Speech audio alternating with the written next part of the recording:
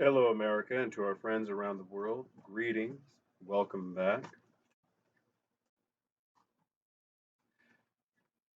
A few months ago, I had attempted to relearn Maltego, which I had brought up in previous videos, as far as an information gathering tool. Um, my relearning isn't going as well as I would prefer, so that is the lack of progress update on that project. But I wanted to let you know that as I was doing with the Dutch language learning, when my schedule was a lot more open, that I wanted to establish a baseline that not, it's often easy to look at the end result and think it came easily. Whatever that skill, that ability, that practice, whatever it is that's being demonstrated, that it came easy to the one who is demonstrating, that is demonstrating it to, for others to learn from. And, behind the scenes, I've been attempting to spend my downtime working on Maltego. And I've gotten Maltego installed and I installed its transforms. But as far as being able to do the connections, you know, uh, you type in a website address. Let's use Google because Google's generic and everybody's heard of it. Your space, it's supposed to, based upon the transforms that you incorporate, generate connections, and it will begin listing, whether it's subdivisions, department heads, and so forth. I wasn't even able to get that far, which I found to be very bothersome. I'm not certain the reason. I was using Community Edition. Perhaps that is the reason by itself. The transforms are extraordinarily limited in what's available when you use Community Edition compared to the paid services. But I haven't given up. I just haven't had the time to dedicate to it. And one of the issues that I thought was of concern was there seemed to be a time limit on Community Edition that wasn't there the last time I had used it. So I haven't forgotten, and I'm not gonna, just leave it hanging as if, it was never spoken of. It is something that I will get back into unless I find a tool that is of the same ability or greater ability that can do the same thing. But I just want to give you an update. And in my opinion, Maltego is not only a good tool in which to base one's skills on being able to locate information and resources, but why let's say you want information on the CFO or CEO of the company. Let's say you're James Damore, the guy that was infamously terminated from Google, and you wanted to file suit. Well, you go online, you can't find the information. You create an email account that's a throwaway email account, and you go to Dun and Bradstreet. At least at one point in time, you could go to Dun and Bradstreet and practically get their home information. Whether that's true or not, still, I don't know. I do know that I've mentored other people on how to get information from Dun and Bradstreet and be able to call the company of which they're having the issue and bypass the gatekeepers to get results. So the conundrum: for what reason would somebody continue beating their head against the wall, attempting to learn something of which you can then use for free and has already been collected, collated, and resourced, archived via an organization such as Dun and Bradstreet. Now, granted, you're only limited to what, 2 to 5 free, you know, queries through DNB, but if you're James Damore, you only needed to do it once to get the CFO's name and you know address to have them served, right? So, and that's essentially what the purpose of having a resource such as Multigo would be for, is to be able to help do background investigation.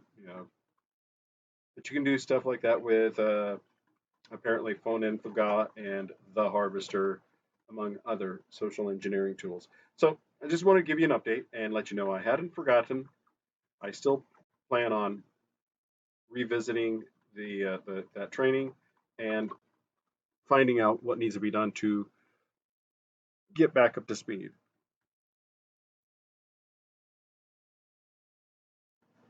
Whether you like it or not, technology is everywhere in our lives. And right now, everywhere you turn around, it's about AI, the so called artificial intelligence. And what you're looking at right now was a prompt that I typed into Qwen, and I did a screenshot of it. So it was based off of a video command prompt of creating.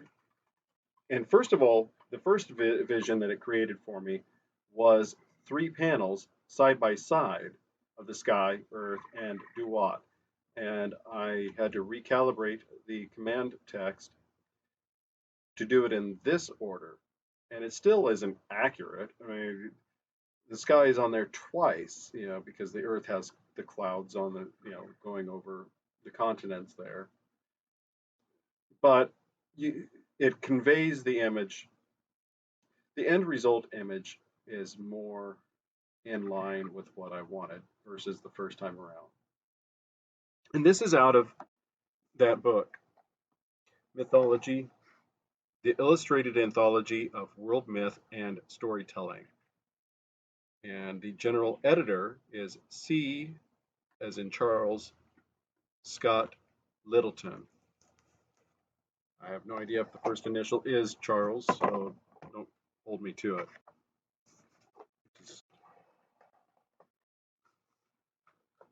Order out of chaos. The Egyptians' understanding of the universe was limited by what they could see around them. According to ancient texts, the waters of chaos surrounded their world, which was separated into 3 parts: the earth, the sky, and the underworld, which was known as the Duat. The sun journeyed into the perilous Duat at night, which was why it could not be seen. This lucid but somewhat disturbing vision raised one crucial question. One crucial question. How had life been formed in the first place?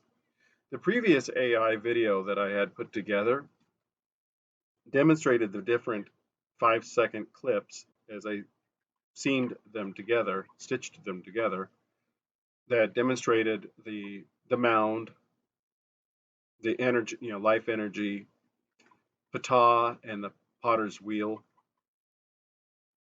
But I wanted to revisit some of this a little bit.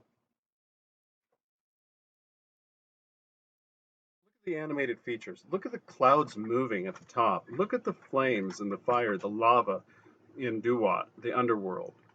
It's very, very, compelling information. Very visually active. And this is just the free version. And I've got some more that I'm going to go over here. But first off, I wanted to revisit Ptah with the potter's wheel. And we're going to transition from that into the the other gods. So, all right, in their uh, In their accounts of the mysteries of creation, the Egyptians were inspired by the natural world. They observed the changing levels of the Nile River and the alluvial silt that was left behind as the annual flood receded. The black silt was rich in nutrients that enabled crops to flourish. Each year, as the Nile flood retreated, the newly fertilized earth began to appear above the surface of the waters. The Egyptians concluded that creation had started in a similar way, with a single mound that rose from the vast expanse of the primeval waters, which contained a procreative energy that was the source of all life. The Egyptians concluded that creation had started in a similar way, with a single mound that arose from the vast expanse of the primeval waters, which contained a procreative energy that was the source of all life. The mound was central to all Egyptian creation myths, and its existence was never disputed.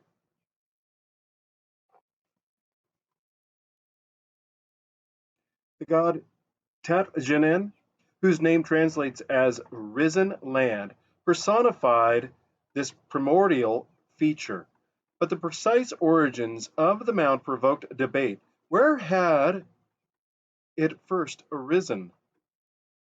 Every major religious center claimed that it had emerged at its own site, and theologians spent a great deal of time debating which deity had first appeared there. The creation myths themselves varied from place to place. At Heliopolis, in Lower Egypt, a family of 9 original gods, the Ennead, or group of 9, as the Greeks had called them, was worshipped. The first god to materialize on the mound was Atum, lord of Heliopolis, described as he who came into being of himself. He immediately started to produce more gods, according to one part of the pyramid text. He took his penis in hand and ejaculated through it to produce the twins Shu, which is air, and Tefnut, which is moisture. And there's a side note, when I did some looking up, these two are depicted as twins, as in Gemini twins, as lions. So, but yet lion is associated with August, Leo. That's what it was. So anyway, back to the story here. While elsewhere in these texts, Adam is said to have sneezed out "shu," huh? Achoo, achoo. Yeah, uh, bad joke. Sneezed out "shu" and spat up Tefnut. Thus, the world's atmosphere was formed. Shu and Tefnut then coupled to produce Geb, otherwise known as Earth, and Nut, otherwise known as Sky. Nut and Geb begat 4 children: Osiris and Seth, the opposing gods of order and disorder, and their consorts, Isis and Nephthys. From these origins, all other life came into being. I went ahead and had it generate the AI video of Osiris and Isis, and It apparently decided to be creative with its interpretation of Set and Nephthys. Here's the AI rendering of Isis on the left and Osiris.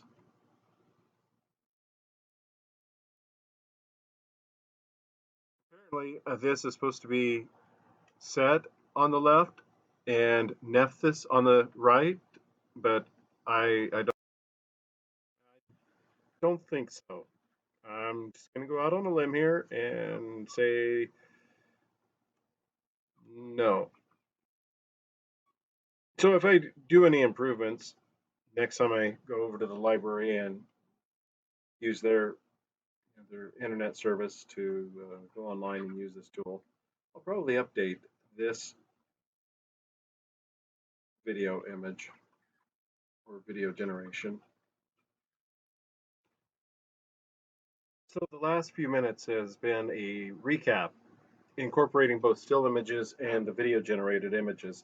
And I wanted to conclude with what I had created most recent, and nothing against being interrupted when you're in a public place such as the library. Part of the reason to go there is to make human connections with others, connect with those that you've met, meet new people, and connect with them.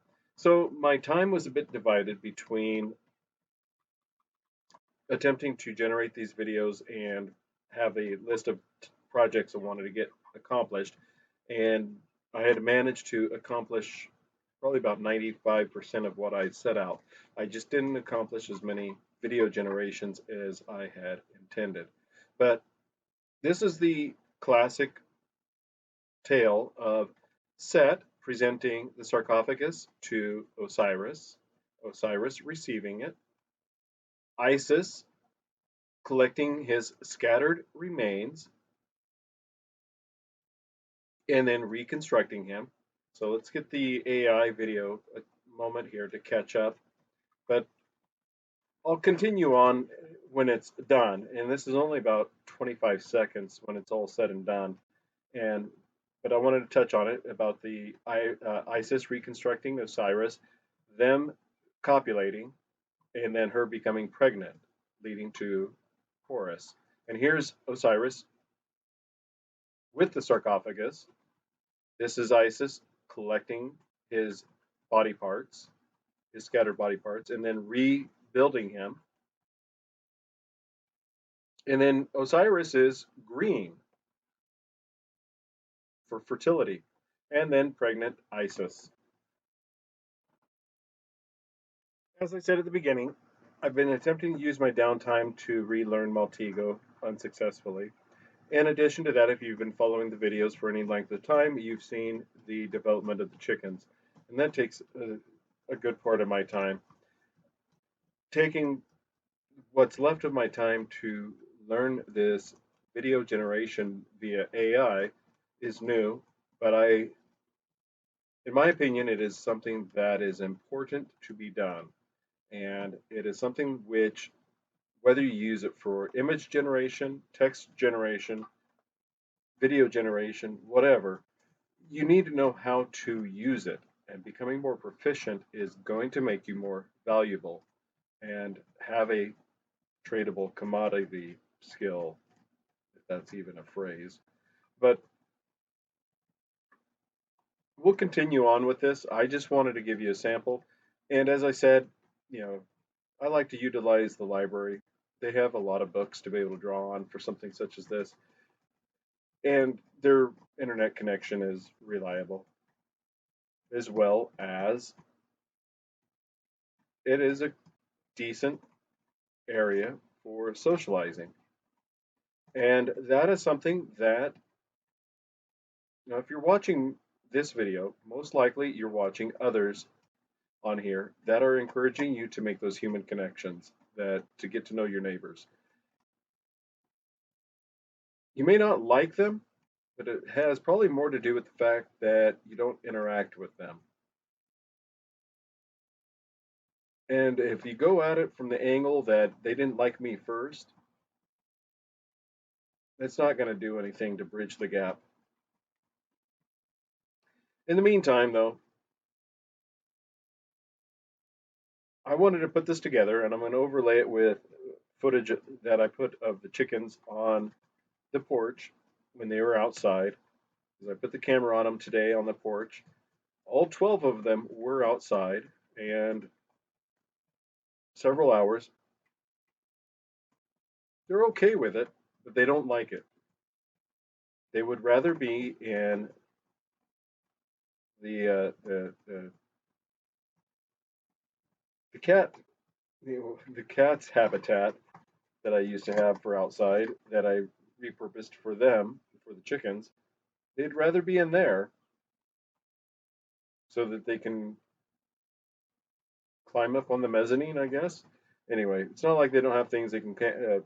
They have items they can climb upon on the porch.